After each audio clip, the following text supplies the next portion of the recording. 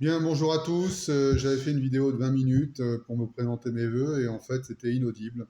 Donc du coup j'ai pris mon casque, j'ai oublié mon micro, donc j'ai pas pu vous la faire, on va dire, un peu plus, de manière un peu plus esthétique.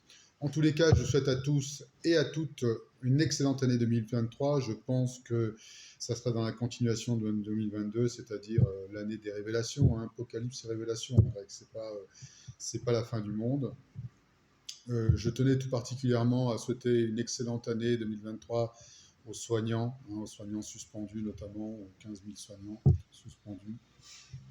Sachez que, bien entendu, je suis de tout cœur avec vous.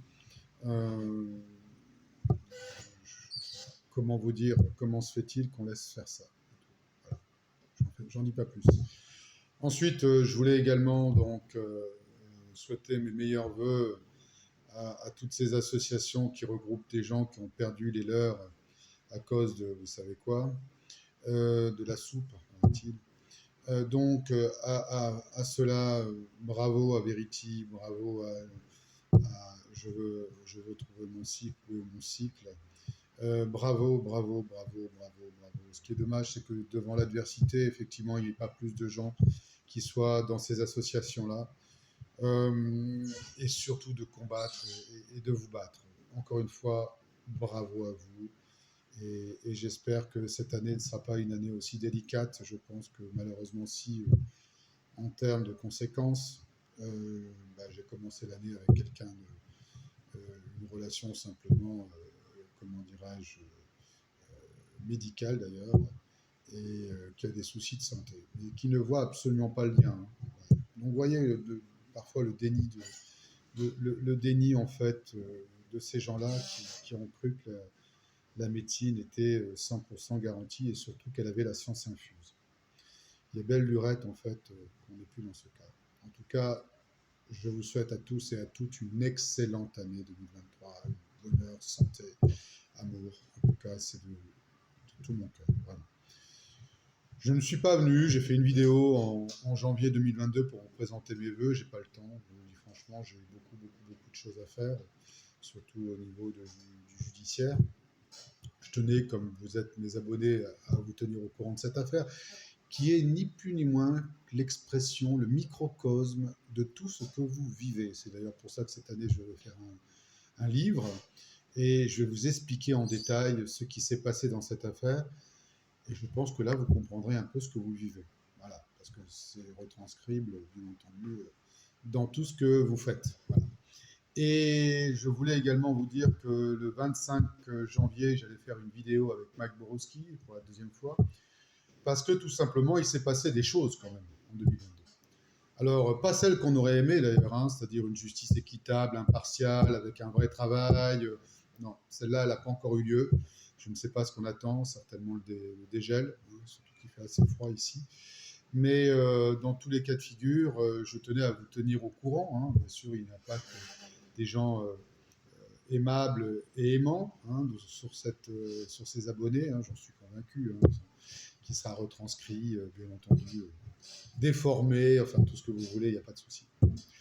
Mais en tout cas, oui, il y a des choses nouvelles, comme par exemple la mise en examen, parce que donc j'avais fait une vidéo que je vous mettrai en bas hein, en lien, contre Monsieur Franck Vaux. Donc je vais le répéter ici hein, dans cette vidéo en vous souhaitant mes vœux. Monsieur Franck Vaux, vous êtes incorrompu, et je vais le prouver, vous êtes incorrompu. Et dans tous les cas de figure, il va falloir que vous alliez en justice, hein, c'est ce que vous êtes en train de faire. Mais il faudra aller en justice et que vous gagnez pour que je retire cette vidéo, parce que je ne la retirerai pas. Alors cette vidéo, c'était une vidéo que j'avais faite avec Monsieur Julien Garofalo, qui expliquait qu'en fait, sur le rocher, le juge Levrault, qui avait mis en examen un certain nombre de personnes, ainsi d'ailleurs que demander des explications au prince Albert, ce monsieur, donc, quand j'ai compris qu'il avait été remplacé par monsieur Vouot, ça me disait quelque chose. Monsieur Vouot avait été saisi en 2014 au tribunal judiciaire de Sarreguemines pour une enquête criminelle. Hein, voilà, on dit les choses. Et il n'a rien trouvé. Non, non, pour lui, c'était du Luxembourg, mais lui, il voyait rien. Alors, il savait déjà que c'était du Luxembourg, mais il voyait rien.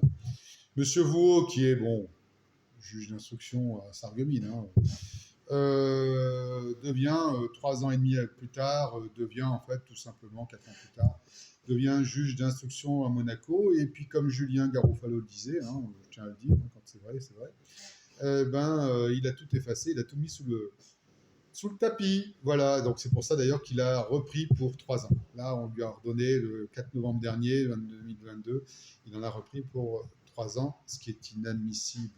Inadmissible. Et j'expliquerai avec Mike Borowski, donc ce 25 janvier, ce qui se passe vraiment derrière. Ce qui se passe derrière. Donc sachez de toute façon, monsieur Vaux, vous faites déjà l'objet d'une plainte. Alors oui, c'était tellement grave que le tribunal quand même a décidé de renvoyer ma plainte au tribunal de Sarreguemines, avec monsieur Olivier Glady, maintenant aujourd'hui procureur de la République, enfin de la République, ce qu'il en reste, hein, qui va juger au nom du peuple. Non, je pense pas, non, pas vraiment. On n'est vraiment pas au nom du peuple, parce que si c'était le peuple, il y a très longtemps que M. Vouot, comme M. Glady, serait pour l'un en prison et pour l'autre, il serait mis en retraite immédiatement. Je parle d'Olivier Glady. Glady qui refuse pour la 2e fois d'enquêter sur M. Vouot. Il n'y aura pas de 3e fois, M. Glady, hein, je vous le dis, hein, tout procureur que vous êtes. Par contre, il va y avoir une plainte contre vous, parce que là, c'est ce qu'on appelle quand même de la complicité, hein, en bande organisée. On verra ça. En tous les cas, effectivement, aujourd'hui, il y a bien sûr du nouveau. La Suisse qui arrive, hein, ça y est, je commence à le dire, la Suisse qui n'a pas voulu enquêter pour du blanchiment criminel. Alors, il faut savoir que la Suisse a signé les conventions Mérida. Il faut savoir que la Suisse a signé également donc, dans son propre code pénal, donc les Suisses seront heureux de l'entendre, hein, dans son propre code pénal, la levée du secret bancaire, qui n'existe d'ailleurs plus, pour pouvoir enquêter donc sur du blanchiment criminel. Là, il y a du blanchiment fiscal, du blanchiment pour escroquerie et du blanchiment criminel. Alors, il faudrait peut-être que la Suisse se réveille, hein. Donc, voilà, donc le ministère public, il dit, vous comprenez, vous avez quand même une certaine idée du droit, hein. Visiblement, on n'a pas la même idée du droit. Donc, je ne pense pas que dans une confédération, où soi-disant, on est d'ailleurs dans une démocratie un peu plus importante, en tout cas, il y a un peu plus de contre-pouvoir, ben, écoutez, il va falloir qu'on me le démontre, hein. Visiblement, le ministère public de Berne, il ne pense pas la même chose que les citoyens suisses. Ensuite, j'en arrive au Luxembourg. Et c'est pour ça que d'ailleurs que je voulais faire cette vidéo. Le 30 janvier prochain, je vais aller tout seul, hein, tout seul comme un grand. Je vais aller au Luxembourg, puisque visiblement, je n'ai trouvé aucun avocat. L'avocat qu'ils m'ont donné, puisque j'ai fait quand même un certain nombre d'avocats, hein, je vais vous donner un peu ce qu'a dit, par exemple, M. Delgado, en disant vous devriez médiatiser davantage. Et je lui ai répondu, mais écoutez, si je cherchais une agence de com, j'aurais fait appel à Seguela et pas un avocat. Donc il n'aura rien fait, alors que je lui posais des questions et surtout je lui demandais de faire des actions en justice qu'il n'a pas faites. Je vous épargnerai les avocats qui, comme Frank Rollinger, qui est pourtant bien connu sur la place, mais qui a conservé mes dossiers 1 an, hein, sans rien faire, hein, bien sûr sans rien faire, en disant qu'il avait beaucoup trop de travail. C'est sûr que c'est vrai qu'une affaire comme ça demande du travail. Non, ça demande des poursuites surtout. Mais M. Rollinger ne fera rien, hein, monsieur qui disait d'ailleurs, je crois, qu'il allait devenir président de la PAL, c'est-à-dire l'Association des pénalistes au Luxembourg. On va voir ce que ça va donner, hein. En attendant, moi, j'ai trouvé personne. Monsieur Rollinger me donnera les dossiers parce qu'il se fera tirer les oreilles par la bâtonnière, à l'époque Lucie Dupont. Et donc là, il m'appelle. Là, il connaissait mon numéro de téléphone, il n'y avait pas de problème, il connaissait mon email, il n'y avait pas de problème. Donc, le 30 janvier prochain, on va juger de l'irrecevabilité l'irrecevabilité de ma constitution en tant que partie civile pour une enquête criminelle. Alors, je vais quand même vous le dire parce que c'est très important et on reviendra avec Mike là-dessus le 25, mercredi 25 janvier, hein, midi, sur Planète 360, je le répète. On discutera d'une irrecevabilité. L'irrecevabilité, elle est a priori, elle n'est pas a posteriori. On discutera dans quelles conditions cette irrecevabilité peut se faire. Mais on discutera surtout du fait que je n'ai pas pu voir, même en tant qu'irrecevable, soi-disant, je n'ai pas pu voir un dossier du juge d'instruction. Or, le juge a travaillé pendant 1 an, et s'il renvoie un dossier, il y a forcément quelque chose. Il ne dit pas au parquet, tiens, démerde-toi avec ce que tu m'as donné. Non, non, non, non, non, non. Il écrit, et le parquet prend position. Malheureusement, à cette époque-là, le parquet avait un temps indéfini pour répondre. C'est ce qu'il a fait. En l'espèce avec M. Jean-Paul Friesing, qui n'est autre que le cousin de l'épouse de Juncker. Ça dérange personne, hein. Je l'ai dit à Martine Solavia, je l'ai écrit. Martine Solavia a fait semblant de ne pas comprendre, elle a remis encore à M. Jean-Paul Freising. Alors, M. Freising a pris sa retraite en 2020. Bon, Serge Wagner a dit qu'il fallait arrêter, parce que j'écrivais. Forcément, en écrivant, on trace, hein, pour montrer qu'en fait, il n'y avait aucune volonté de collaboration. Donc, je suis allé voir une deuxième fois avec un journaliste, hein, d'investigation qui fait son travail. Donc, c'est pour ça que je vous dis, cette année 2023, il va y avoir des révélations. Et il a vu, comme moi, qu'on n'avait rien d'autre que mes plaintes, hein, ce qui est déjà pas mal, parce qu'il a constaté qu'effectivement, il y avait un certain nombre d'enregistrements, tout ce que j'avais, quoi. Tout ce qui prouve qu'en fait, j'avais un intérêt direct à agir. Et aucun travail, si un travail de dénigrement par M. Freising, ça on l'a vu, on a pris la photo d'ailleurs, hein, mais à part ça, il n'y a rien. Donc le juge n'a rien fait. Et elle ne se souvient plus. Vous voyez dans quel pays on est. Si ça, c'est pas un pays mafieux, alors là, écoutez, franchement, je ne sais pas ce qu'on appelle un pays concevable. Mais Xavier Bettel va se représenter. Alors là, par contre, je vais me mettre dans le jeu politique au Luxembourg, parce que vous comprenez que 2009, c'est une année importante, l'année où ils ont détourné l'argent. J'en dirai pas plus pour l'instant, mais les Luxembourgeois devraient s'intéresser vraiment à cette affaire. Vraiment à cette affaire. Ça les concerne en premier chef. Vraiment. Ça les concerne tous les Européens, parce qu'avec tout ce que j'ai eu, on voit bien que toutes les justices, qu'elles soient belges, suisses, françaises, luxembourgeoises, aujourd'hui, il y a quand même un gros travail des citoyens pour reprendre leur justice en main et pour avoir un travail impartial et équitable. On en est très loin, on en est de plus en plus loin. Je pense que si les gens, s'ils n'avaient pas eu cette affaire du Covid, je pense que les Luxembourgeois, comme les Français, comme les Belges et même les Suisses, dormiraient encore. D'ailleurs, j'ai eu hier, il y a Michel Camillet, et c'est vrai que le mouvement fédératif roman s'est réveillé aussi au travers cette juriste, parce qu'il faut bouger, les amis. Hein. Ça ne sert à rien de textoter sur l'ordinateur. Il faut aussi, à un moment donné, bouger, sortir, bouger. Hein, d'accord. Et dire non à la réforme des retraites, dire non comment dirais-je, à nos libertés qui foutent le camp.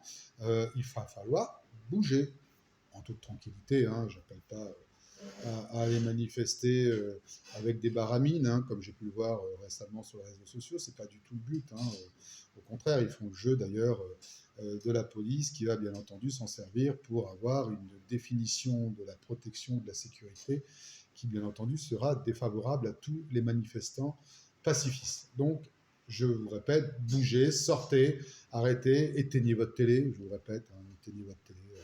Franchement, il n'y a plus rien à attendre hein, de toutes ces télés-là, sinon que à vous abrutir de conneries. Voilà, ça c'est mes conseils. Alors vous en faites ce que vous voulez. Hein. Moi, vous savez, je suis juste dans un ton qui, j'espère, avec ma petite affaire, hein, j'espère vous réveiller, vous faire comprendre qu'on est vraiment au bout d'un système. C'est tout ce que je veux faire. Avant, je voulais la garder secret, parce que j'ai trouvé que c'était tellement grave et tellement lamentable pour ces justices qu'ils ne devaient pas en avoir une fierté, ils ne devaient pas en être fiers et ils devaient surtout changer de métier. Je vois qu'il n'y a rien ne bouge, donc maintenant je vais parler. Et quand je dis je veux parler, je vais parler. Ah, c'est clair que je vais faire des révélations qui vont peut-être en gêner plus d'un, pardon. Mais c'est nécessaire parce que visiblement, personne ne bouge. Donc, je vous donne rendez-vous au 25 janvier avec Mike Borowski, qui m'interrogerait, avec qui j'ai beaucoup de plaisir à discuter, qui fait certainement le travail du journaliste là où il ne le fait pas. D'autres journalistes se sont groupés, des journalistes alters, mais des journalistes mainstream aussi. J'espère vraiment que cette affaire va sortir, parce que c'est une affaire internationale où, dans beaucoup de pays, la justice devrait s'en saisir. Hein, maintenant que le Premier ministre de la Nouvelle-Zélande est parti en pleurant, et tant mieux, il faut peut-être que la Nouvelle-Zélande se charge un peu de ce dossier également criminel. D'accord ? Je pense que ce serait nécessaire aussi que la Nouvelle-Zélande s'en serve. Alors, il n'y a pas que la Nouvelle-Zélande, hein, on va y aller progressivement, vous allez voir. Mais en tout cas, il y a beaucoup de justice qui devrait s'en servir, parce qu'il y a beaucoup d'argent qui sont passés sur ces sols, de l'argent criminel, hein, sur ces sols. Et comme le Luxembourg ne veut toujours rien comprendre, hein, ils vont pavoiser là-bas, vous savez, comment dirais-je, au mont qui n'a plus d'os. euh, avec M. Xavier Bettel, avec M. Guillaume de Luxembourg, qui sera amené à prendre la succession de son père. Très bien, mais quand on met au conseil, quand on met comme avocate Niki Stoffel, qui travaille également au Conseil d'État, comment voulez-vous avoir quelqu'un qui soit impartial et qui en plus dans ses mails on comprend très bien de quelle manière elle se positionne. Hein. Je mettrai également les liens de ce qu'elle dit à l'ADR, puisque c'est l'année des politiques, hein, elle veut se faire réélire comme députée, ou en tout cas dans son mouvement. Encore une fois, hein, il y a ce qu'ils disent, il y a ce qu'ils sont. Voilà. Donc voilà, les Luxembourgeois, encore une fois, devraient vraiment s'intéresser à cette affaire. Partagez cette vidéo et surtout soyez présents le 25 janvier sur Planète 360 avec Mac Borowski. Je vous dis à tous une excellente année 2023. Et puis maintenant, on y va. Voyez comment on va y aller. Hein. C'est bien, on y va. Allez, bonne année.